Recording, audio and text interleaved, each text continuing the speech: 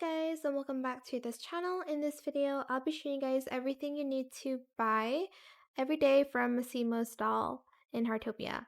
So for the event, obviously you'll need to purchase everything from the condensed milk and the brick ice and the brick meat patty as well. But I like to purchase extra for like my normal recipes like milk, egg, coffee, and butter. And sometimes I purchase tea leaves and matcha as well. But this one's for level 11 of cooking, which is later.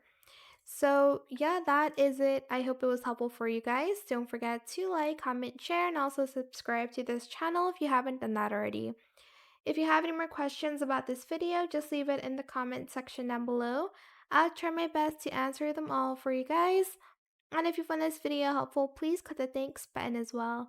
That is it. Thank you so much for watching. Bye.